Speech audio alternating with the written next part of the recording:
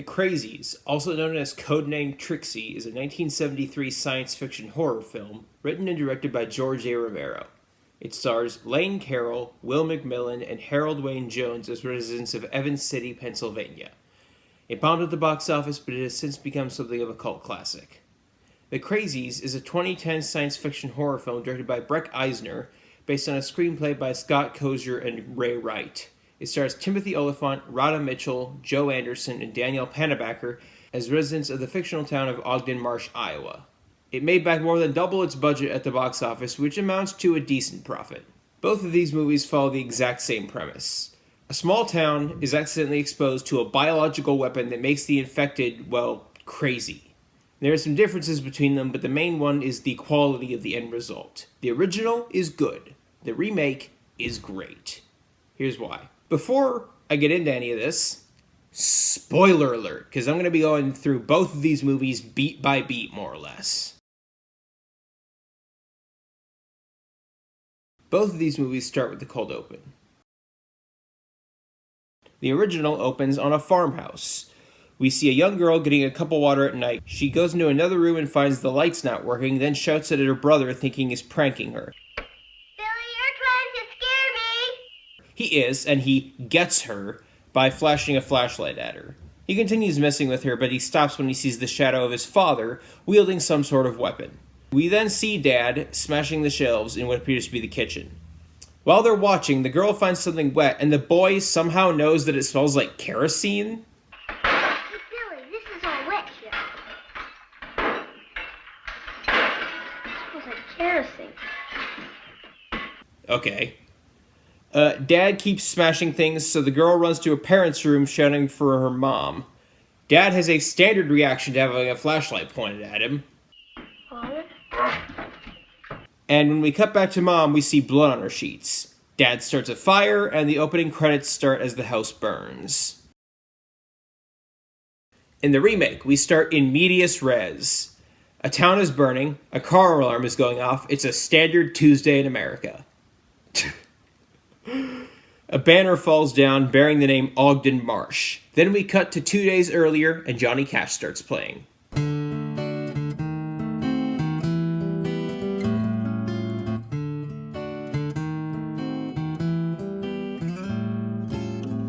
We'll meet again. Don't know where, don't know when. We meet two of our four protagonists, Becca and Judy. Fans of the Arrowverse will recognize Becca as Killer Frost. My aunt's in town. And she's sick, too. I'm gonna need you to stay late tonight. Oh, you know, you you should are? probably text your Aunt Scotty and tell him you can't make it to the baseball game Oh, today. wait a second. Okay, look, Scotty and I were not... Oh, come on, Becca. I It's the mean, worst kept secret in town. Now, that is saying a lot. Go on. Get out of here. Go have some fun. thanks, Dr. Dutton. We then meet the other two, Sheriff David and Deputy Russell. Just like he drives. Nice pitch, Scotty. Fans of Star Wars will recognize David as Cobb Vanth. They're watching a ball game when they notice something peculiar, a man in work clothes walking onto the field with a shotgun.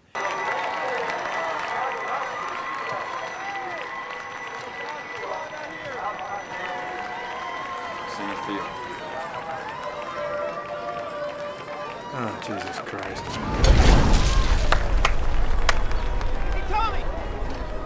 We learn that David has a history with the man, Rory, who apparently has a history of alcohol abuse. Get off! Bring it in! Get him off the field!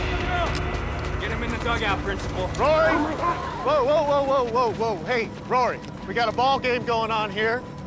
There's a nice moment where David asks what Rory is doing, and Rory looks down at his shotgun with what seems to be confusion, as though what's left of his rational mind is trying to make sense of it. You're drunk.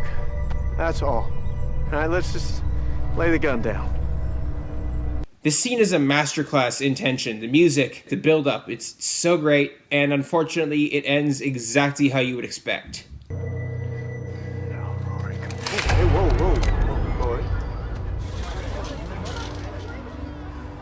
Now you lay that gun down.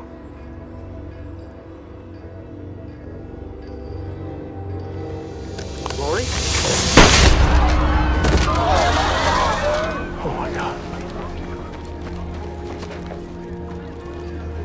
both of those cold opens are solid, so that's not where we find the quality difference.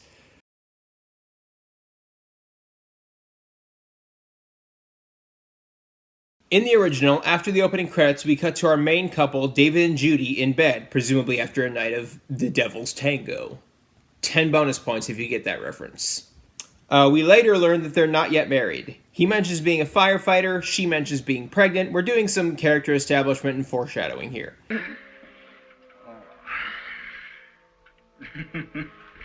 You are sabotaging the Evans City volunteer fire department. Mm-hmm.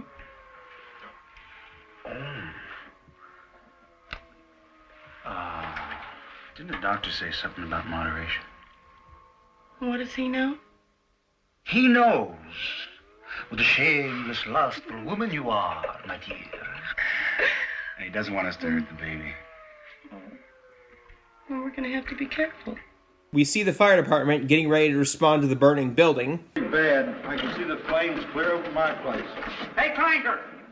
You see the soldiers? Soldiers? Couple truckloads of them.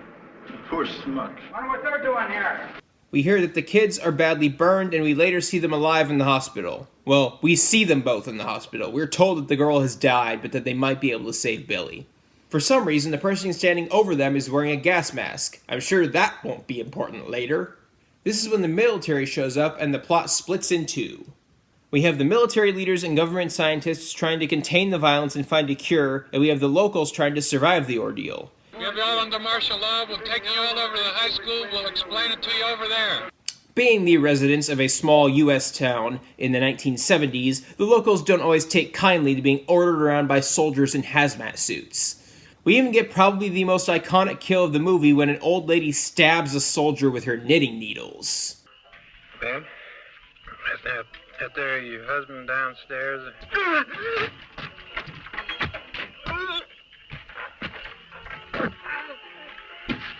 Oh, Jesus!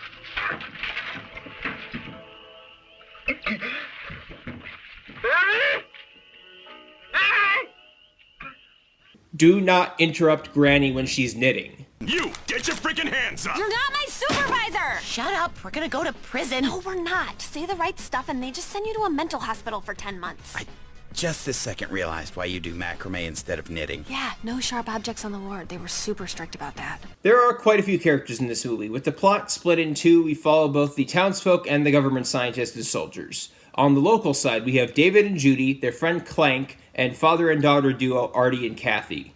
The Army ain't nobody's friend, man. We know we've been in. I don't know about you, but I'm gonna stick it out with David. Because he's gonna make it. He's got a brain. On the military side, we have Colonel Peckham, Dr. Watts, and Major Ryder. We need airtight canisters. I've requested them along with the other decontamination gear.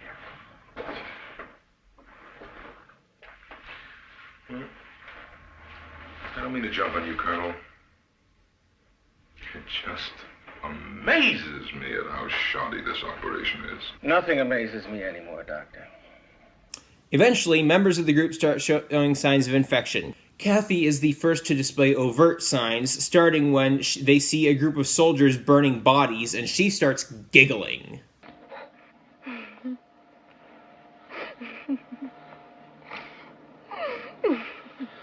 She's all right. She's upset, that's all. We're all upset. She'll be all right when we leave here. She'll be all right. Clank is next, though his is more subtle. He guns down several soldiers in cold blood. This whole thing is like...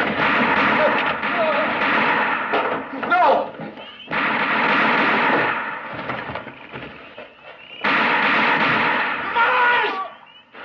This could be the infection, or it could just be the tension of the situation getting to him. He's a Vietnam vet, so either one is equally possible. Either way, David assures him that he did what he had to do. Hell, Artie becomes so sick in the head that he has sex with his own daughter without even realizing what he's doing. He then realizes what he's done and is appropriately horrified, so much so that he hangs himself. Well, assuming Clank didn't do it. I didn't do it. Okay, buddy, easy, I believe you. Eventually, Clank comes to realize that he's infected, seemingly out of nowhere. My head's screwed up. I got the bug, right? Come on, we gotta get out of here. I mean, I got the bug. Hey, come on. He then runs out at a group of soldiers as a distraction so that the others can get away. And Vietnam vet versus younger soldiers, they are only able to kill him after he runs out of ammo. Son of a bitch. Won't work, right? Your ass, man. Just sit there. Sweat it, man.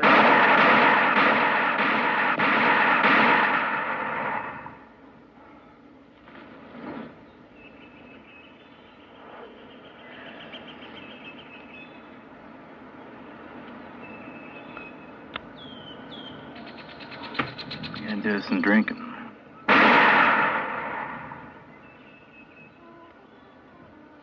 Now, all the while, Dr. Watts has been desperately trying to find some sort of cure or treatment, but the red tape of bureaucracy seriously slows him down. If he still isn't equipped to send them out, have him call Dietrich himself and explain it. But get him the hell off my back. Yes, sir, I'll try. On that voice print, sir, will you state your name and ID? Stick it up your big, fat, electronic ass.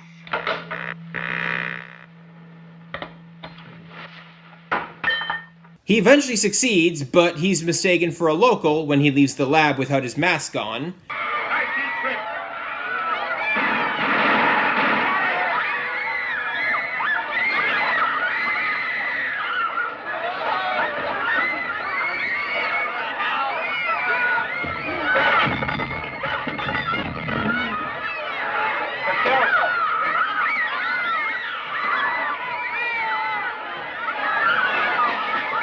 Rendering the discovery null and void. David and Judy make it to a cement factory, but at this point, Judy is starting to show signs of infection. David builds a hiding place for her, then leaves his pregnant girlfriend behind and goes up into a tower. David gets the drop on a soldier and dons his hazmat suit, but at this point, Judy is so sick that she doesn't even realize it's him. Some locals show up, and one of them ends up shooting Judy before more soldiers arrive. We get an actually heartbreaking scene of Judy dying in David's arms. Oh. He's kicking. He's kicking. No. It's too soon for the pain. Oh, hurry. We decided you want to name him. Colonel Peckham is ordered to pack up and go to Louisville as there are reports of symptoms there. David is taken to the high school, seemingly immune, but given the entire situation, it's unlikely that he'll be forthcoming with that information. I don't blame him. Fun fact, this is the first and only time the main characters from the two plotlines ever cross paths. The movie ends with Peckham donning a fresh set of clothes and getting airlifted out of town. During and after the remake's opening, we meet 4 characters who will be important later. First, we see the school principal watching the game, and then after the shooting, we meet the medical examiner. We then meet Rory's family, and the son starts to get aggressive before the mother stops him. During their conversation, we learn that Rory hasn't had a drink in 2 years. I liked Rory. I liked him a lot. What was he doing out there? He'd been drinking. That's all. Roy quit 2 years ago. You know how proud he was of that. We spend a bit more time with David and Judy. We learn that, like in the original, Judy is pregnant. David goes to work, and we learn that Rory didn't have a drop of alcohol in his blood. Rory was...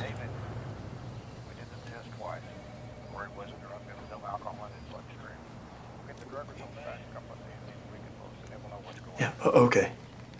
Thank you.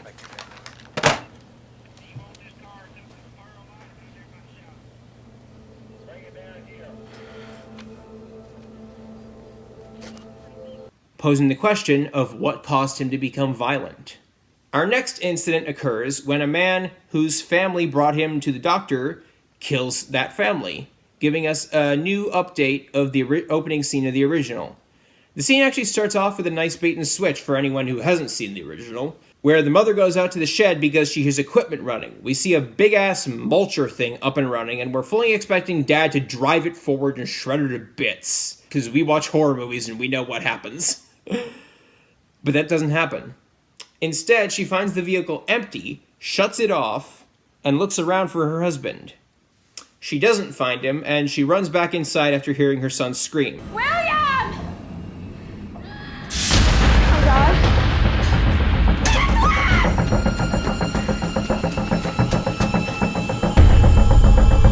She finds him and they hide in a closet where he tells her that Dad has a knife. Nicholas, what happened? Where's Dad? What happened?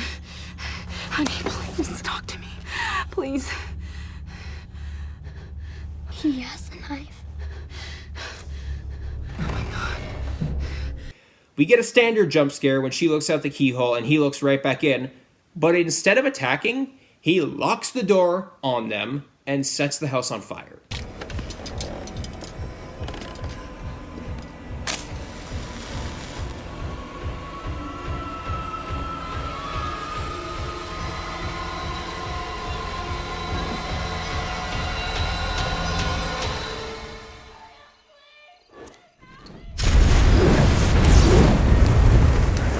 If you've seen the original, you know what's coming, but it's still...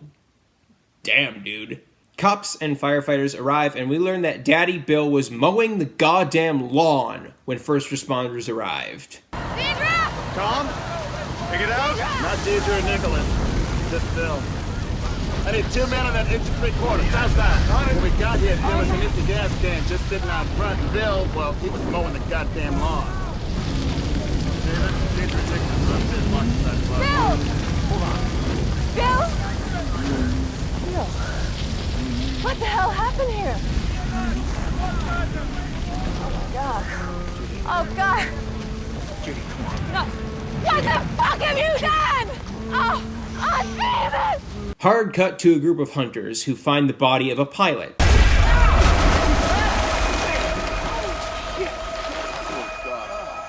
The cops and ME check it out, and David and Russell find an entire goddamn C-130 in the water.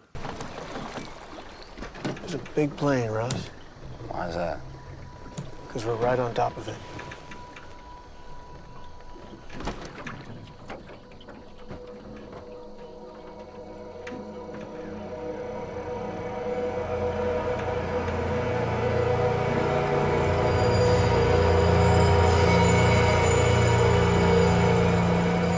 What a cool shot. We get a quick scene with the mayor, who turns out to be even worse than the mayor in Jaws. He says the water stays on because Ogden Marsh is a farming community. They ignore him and shut it off anyway.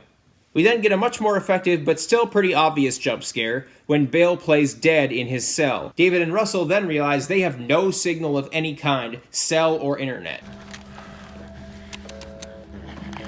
Even better.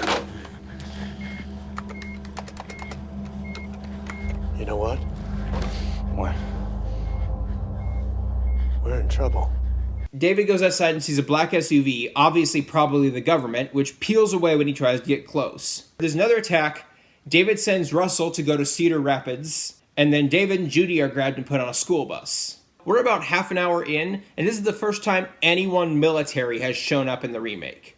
They have cut that plotline completely and focused entirely on the townsfolk. We are tigers! We are tigers! They get their temperature scanned, and Judy is separated from David because she has a high temperature, but he knows that it's because she's running a fever because she's pregnant. David is cleared and released with the other people who have been cleared, but Judy is put in a room with people who, unfortunately, are also infected and strapped down, because, you know, so they don't hurt themselves or each other. We then get a bit of action when a truck rams through the fence and some of the locals start shooting at the military.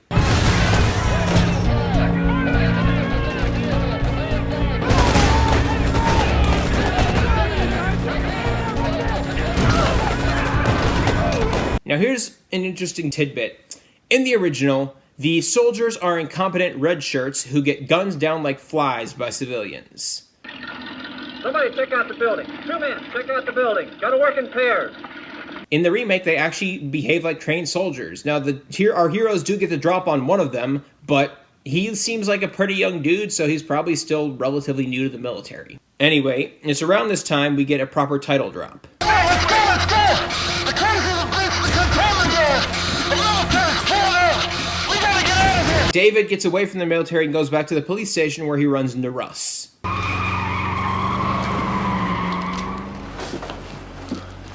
How'd you get up? Tom Ellis ran his pickup through the fence. Fucking military started shooting. Townsfolk going nuts. Before you know it, people are just running off into the field. David, it's Judy was still inside. I'm sorry. She's not sick. She's been running a fever all month. Russ, she's pregnant. It's about time. I'm gonna go get her. Well, fucking yeah, let's go to the high school.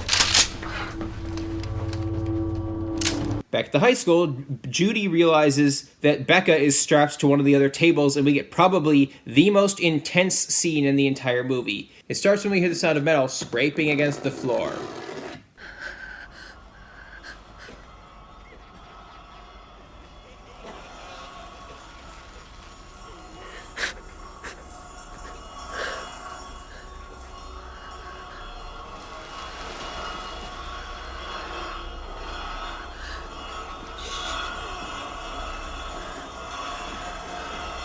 Okay, so earlier, David had a quick scene with the principal where he found him at the ball field and the principal took a few seconds to respond when spoken to.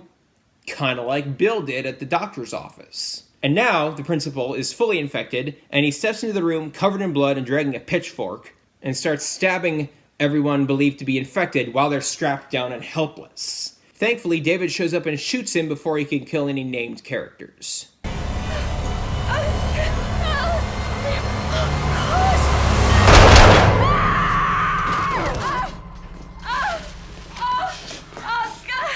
Now, our four heroes are on the run trying to get to a truck stop. They encounter the hunters from earlier who are now fully infected and actively hunting other people.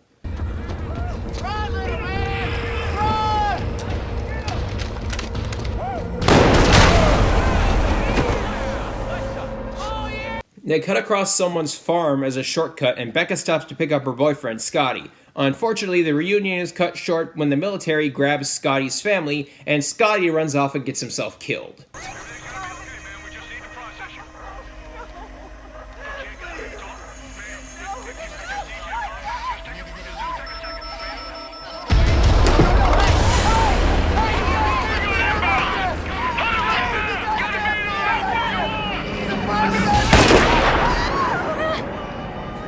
Like, bruh, I know you're emotional right now, but what did you think would happen?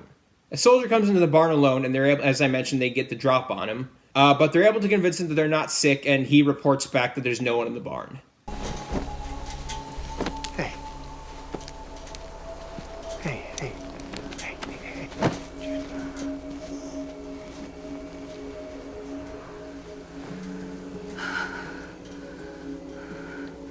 It's perfect.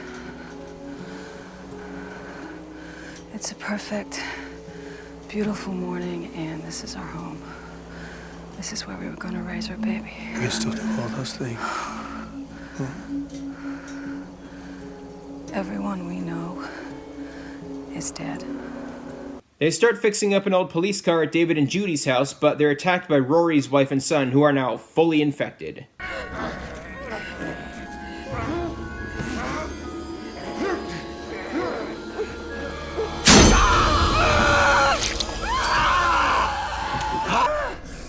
This was the gun that killed your father.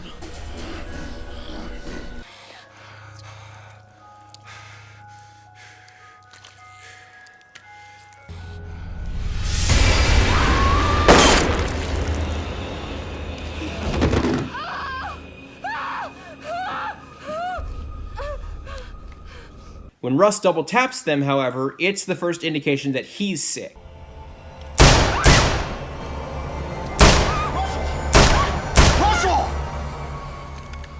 Making sure. They finally get on the road, but rather realistically, they're quickly spotted by a military copter. Fun fact, the model of car they're driving is from 1973, the same year the original movie was released. They pull into a car wash, which turns out to be under the control of infected employees.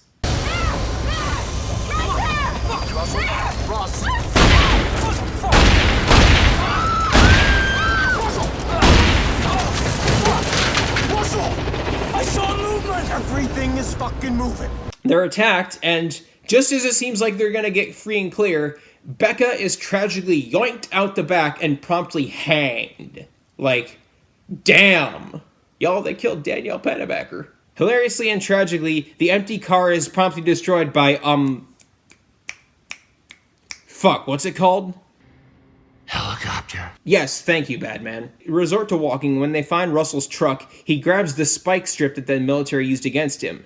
They spot a vehicle inbound, same black SUV from earlier, and they decide to force it to pull over. David simply plans to pull out his gun and force them to stop. Russell has other ideas.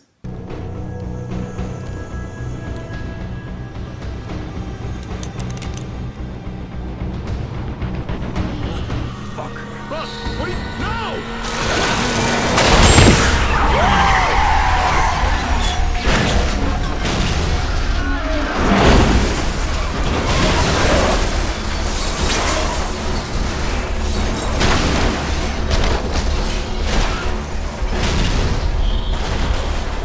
This gives us a cameo from Glenn Morshower, who is one of those actors that you see in a lot of movies, but you probably don't know him by name. Who the fuck do you think you are? I'm the guy standing between you and a bullet. What was on that plane? What was on that goddamn plane? Trixie. They question him, but unfortunately the exposition is cut short when the definitely infected Russell shoots him. This is, unfortunately and inevitably, when Russ starts going off the deep end. Russell, we're on your side. My side? Shit, I didn't even know there were sides. There's not. I'm just Shut the no fuck sides. up. I didn't. Tell her Russell, to shut up or I'll kill her no. too. You understand? Judy, stop talking. Let him think about what he's doing. Fortunately, once David confronts him, he realizes that he's infected.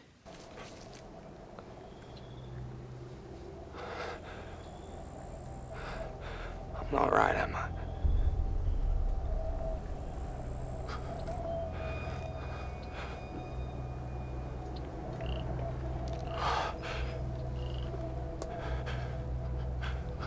Can I walk with you guys? Just a little while longer. They eventually reach a roadblock, and just like his equivalent in the original, Russell sacrifices himself so that David and Judy can get away.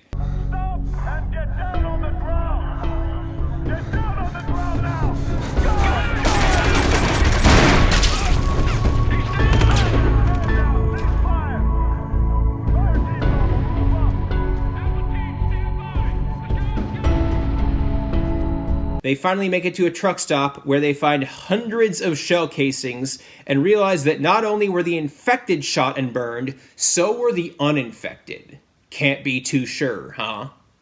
This realization really dampens their hopes, and they have a heart-to-heart. Look, there's What's the a point? rig we can take. If we get out of here, They're gonna kill us, No, too. if we get to Cedar Rapids... David, can you just stop it? If we get Can to you Cedar stop Rapids... pretending everything is gonna be okay? All right. For Christ's sakes.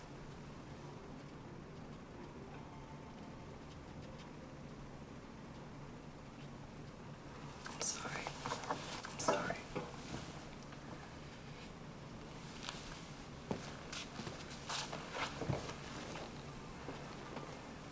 You want to give up? You want to sit here and die? Tell me.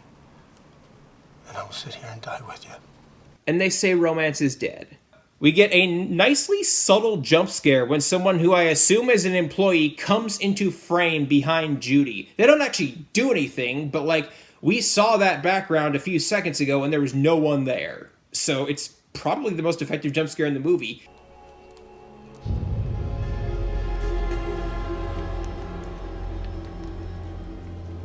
David hears someone on the radio mention a 10-minute countdown. He finds more bodies, the lights go out, and they have one last fight with the infected before escaping in a truck. As they're driving, however, they hear a countdown on the radio. As expected, when it reaches 0, there's a mushroom cloud.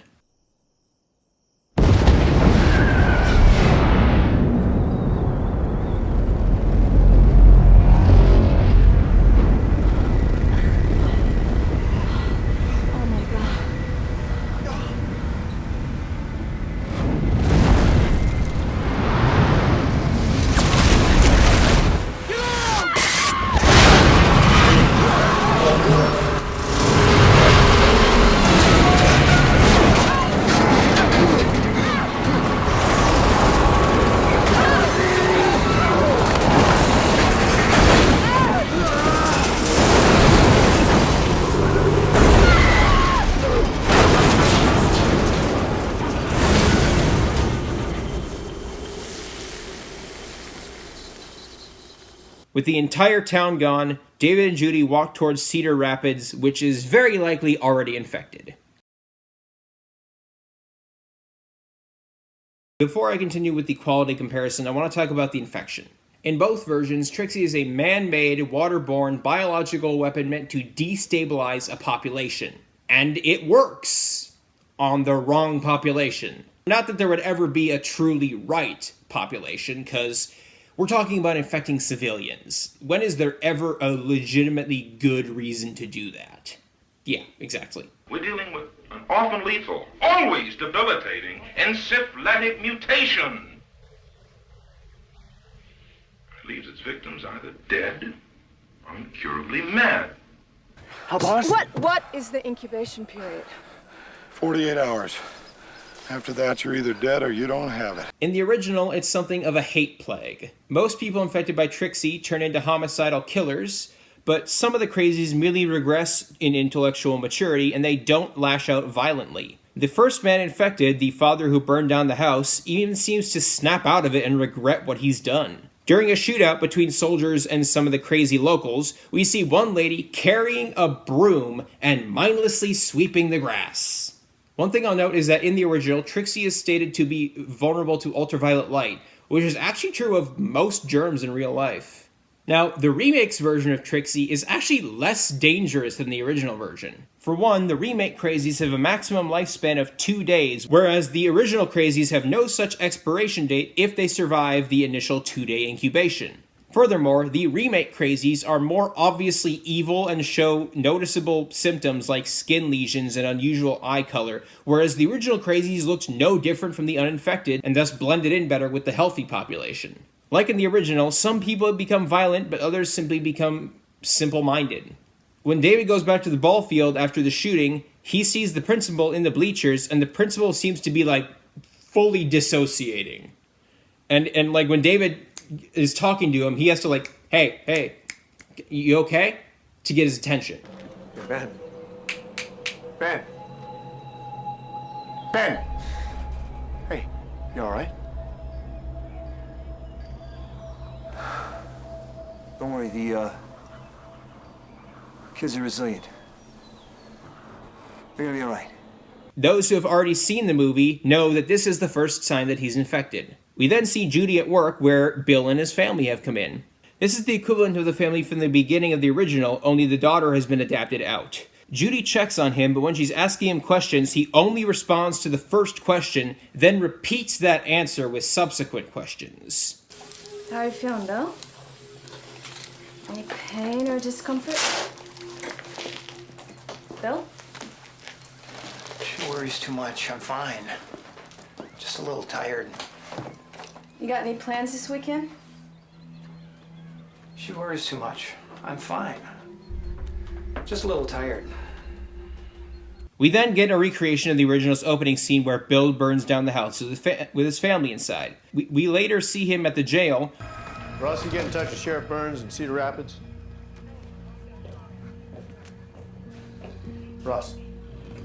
Yeah, state troopers are coming this afternoon, pick him up for transfer. How long has he been playing statue? Couple hours now. Same look Roy gave me. The same goddamn look. Like in the original, the infection spreads via drinking water. The cops are able to figure out that Rory is the first to get infected because he lives the closest to the water supply. Makes sense. We also see the more harmless side of the infection when David is walking towards the government SUV, and a grown woman rides what appears to be like a girl's bicycle across the street, singing and acting like a child. We then get to see the violent side again when the ME attacks David.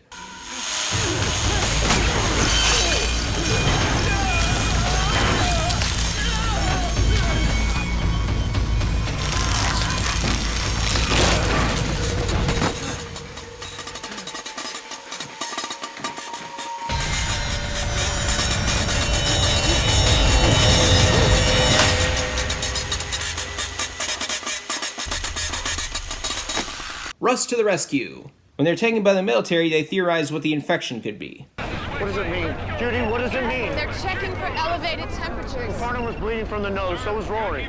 Well, cerebral hemorrhaging, it's got to be some kind of virus. When David comes back to the police station after fleeing the military, he finds Bill, who actually is dead this time, establishing that this version of the virus has an expiration date. And then later, Glenn Marshauer's cameo gives us some concrete info on the virus. What was on that goddamn plane? Trixie. Rhabdo Verde prototype. For those who don't know, this puts Trixie in the same family of viruses as rabies. Nasty stuff. Fucking biological It was weapon. headed to an incinerator in Texas. You're telling me that you guys engineered this crap? It's designed to destabilize a population. In this case, the wrong one.